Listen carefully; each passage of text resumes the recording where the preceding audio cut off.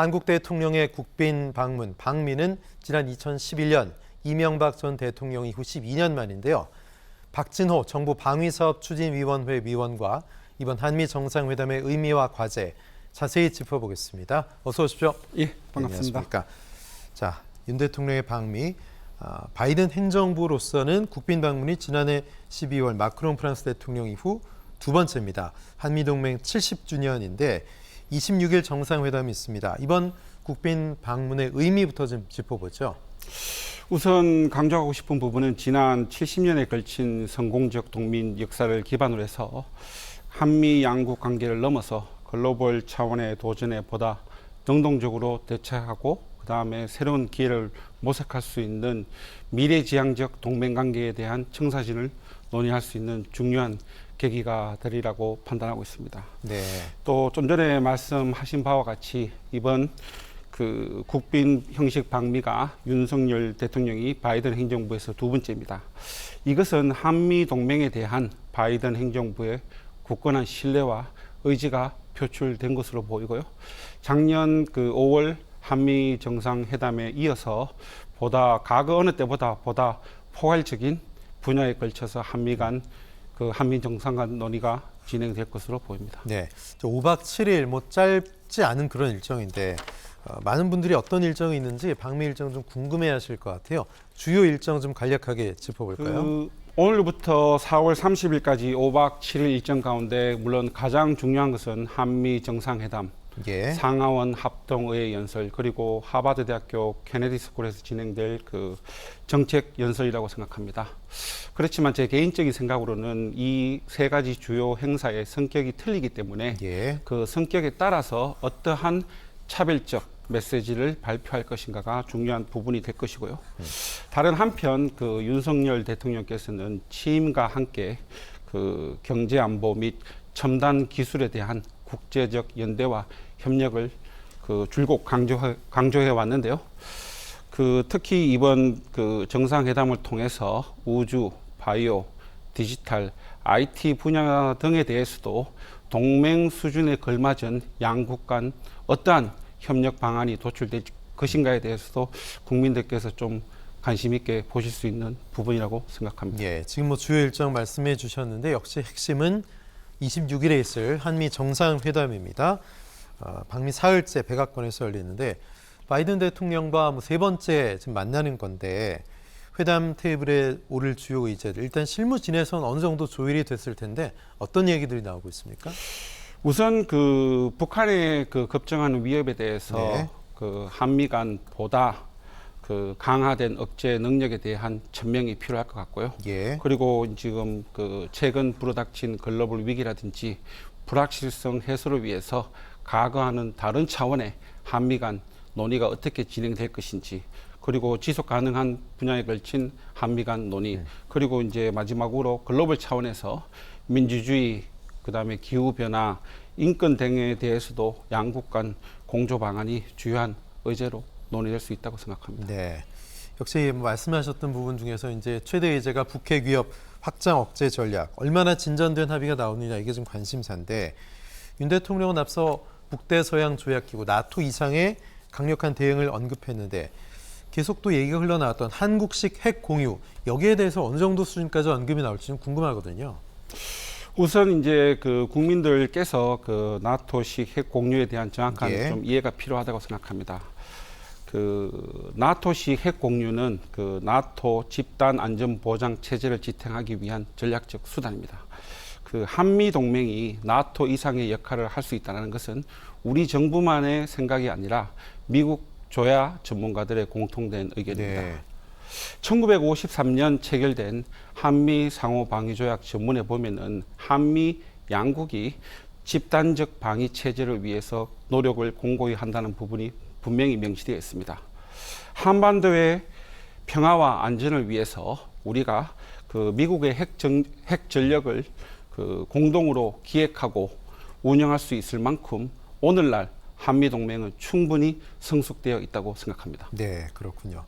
북한이 지난해 12월이었죠. 이미 예고를 한 거나 다름이 없는데 군사 정찰 위성 1호 최종 시험을 진행했다고 밝히면서 최근에는 뭐 개발을 완료했다 이런 얘기도 나왔습니다. 김정은 위원장이 완성이 됐다면서 계획된 시일 내에 발사하라 이런 얘기를 했어요. 계획된 시일이 언제인지는 언급을 안 했는데 한미 정상회담의 축제 분위기를 깨려고 의도적으로 그날 잡을 수도 있다. 뭐 이런 관측도 있는데 어떻게 보십니까? 일단 발사 시기에 대해서는 누구도 단언할 수는 없고요. 네네. 그거는 뭐 순수히 김정은 위원장의 전략적 판단에 달려 있다고 예. 생각합니다. 그렇지만 그 북한의 무모한 추가적인 도발은 오히려 그 국제사회의 대북 제재를 강화시킬 것이고 또한 국제사회에서 북한의 고립을 더 심화시킬 것입니다. 최근 그 북한이 공개한 위성 사진을 보았을 때 예. 일단 그 군사 정찰 위성으로서 성능은 아직도 부족한 부분이 많다는 것이 대부분의 군사 전문가들의 그 일반적인 평가입니다. 그러한 측면에서 일단 그 북한이 만약 그 위성 발사를 한다라고 하면은 저희들에게 그 심각한 위협은 되지 않겠지만 새로운 위험 요소로 우리가 그 대응책을 고민해야 될 가치는 있다라고 생각합니다. 네. 단 좀 전에 말씀드린 바와 같이 발사 시기를 단언할 수는 없지만 예. 발사 시기에 따라서 그 위협의 정도가 크게 달라질 이유도 없기 때문에 설령 그 윤석열 대통령께서 방미 중에 위성이 발사된다고 하여도 우리 그 방미 외교에 무슨 찬물을 끼얹거나 부정적인 영향을 미치는 것은 저는 개인적으로 기대하기 어렵다고 생각합니다. 네. 윤 대통령이 미국 순방을 앞두고 로이터와 인터뷰에서 우크라이나 무기 지원 관련해서 얘기를 했다가 뭐 러시아가 강하게 반발하고 있고 이번 백악관에서 정상회담 때 이 부분이 어느 정도 일정 부분 논의가 될 거다, 다뤄질 거다 이런 얘기 나오고 있는데 어느 정도 수준이라고 보세요? 일단 그 오늘날 한미 동맹은 한미 양국 간 동맹을 넘어서 네. 글로벌 차원의 그 사안도 충분히 다룰 수 있는 글로벌 차원의 동맹이라는 것이 한미 양국뿐만 아니라 글로벌 그 차원에서의 평가이기 때문에 우크라이나와 관련된 문제는 그 어느 정도 심도 깊게 다루어질지는 모르겠지만 반드시 예. 논의는 될 것으로 보입니다. 한국 전쟁 발발 시 우리 국제사회의 희생과 참전이 없었다면 오늘날 대한민국은 존재하지 않았을 것입니다. 이러한 사실은 어느 누구도 부인할 수 없는 역사적 사실입니다. 대한민국이 글로벌 중추 국가로서 또 더 나아가 국제사회에서 책임 있는 일원으로서 그 국제사회와 함께 러시아 침공으로부터 우크라이나를 보호하기 위해서 예. 그 노력 자체를 다각화시키는 것은 비정상적이지 않는 매우 정상적인 외교적 판단이라고 생각합니다. 한미 정상회담에서 우크라이나 관련된 사안이 논의된다는 전제하에서 제가 말씀을 드리면은 예. 구체적인 그 액션 플랜을 열거하기보다는 국제사회의 노력에 보다 적극적으로 한미 동맹 차원에서 동참한다는 좀 보다 명확한 표현을 그 회담 선언문에 담게 되지 않을까 생각합니다. 네. 윤 대통령 외신 인터뷰에서 타이완 문제를 언급한 이후에 중국 외교당국이 뭐 우리 표현으로는 뭐 말참견 이렇게 번역이 되긴 했는데 훨씬 더 거친 표현이었거든요. 원문 보면 불쾌감을 상당히 연일 강하게 표출했습니다. 중국에 대해서 미 국무부는 타이완 해협의 안정을 위해서 한국을 포함한 중요 동맹 국가들과 계속 중요한 조율을 할 것이다 이렇게 얘기했는데 이 문제는 어떻게 될 거라고 보십니까? 우선은 중국의 이러한 고압적인 외교적 메시지에 대해서는 예. 우리 국민 모두 분개할 만한 사안이라고 그렇죠. 생각합니다. 한국은 전 세계 59개 국가와 21개의 FTA를 체결한 글로벌 통상국가입니다. 흔히 한국은 무역으로 먹고 사는 나라라고 표현합니다. 네. 이 말인즉슨 한국의 대외 의존도가 그만큼 높다는 이야기인데요. 이러한 이유로 대만 해협에 있어서 항해의 자유는 이번 정상회담뿐만 아니라 우리의 무역 의존도를 감안했을 때 과거 정상회담에서도 많은 기회에 논의가 되었던 사안입니다. 그러나 최근 중국이 대만 해협에 국제 수역은 없다고 주장하면서 경계 태세를 높이고 항해 자유를 위협하고 있습니다.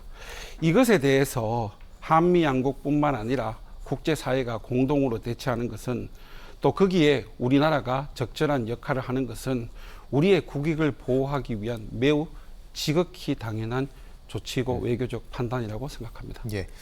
앞서 또 순방 앞두고 미 정보당국이 우리 대통령실을 도청했다. 이 문건이 유출이 돼서 발칵 뒤집혔었죠. 일단 김태호 1차장은 한미 정상회담에서 이 문제가 논의될 일은 없다 이렇게 얘기했는데 위원님께서 이 분야 전문가로 제가 알고 있습니다. 과연 진짜 두 정상이 이거 관련돼서 뭐 오프 더 레코드라도 얘기할 가능성이 없을까요? 일단 그 미국의 정보 기밀 문건이 유출되었다는 것은 미국의 국내 문제이기 때문에 예. 우리가 논의할 대상은 아니고 다만 그 기밀 문건에 우리에 대한 정보 활동이 포함되었기 때문에 지금 논란이 되고 있다고 생각합니다. 네. 이 도감청 문제는 국내적으로도 어제 오늘의 일이 아니고 특히 제가 이제 그 관심을 가지고 활동하고 있는 이제 군사 분야에 대해서는 우리 국방부, 합참, 각군 본부, 그다음에 각군 이제 그 사단, 군단에도 이미 도감청 탐지 시설은 다 설치가 되어 있는 상황이고요. 그리고 도청을 위해서는 우리가 그 어떠한 도청 기기를 사용하더라도 반드시 무슨 주파수를 이용해야 그 도청된 내용을 제가 획득을 할 수가 있는 겁니다. 도청을 하고자 하는 사람이.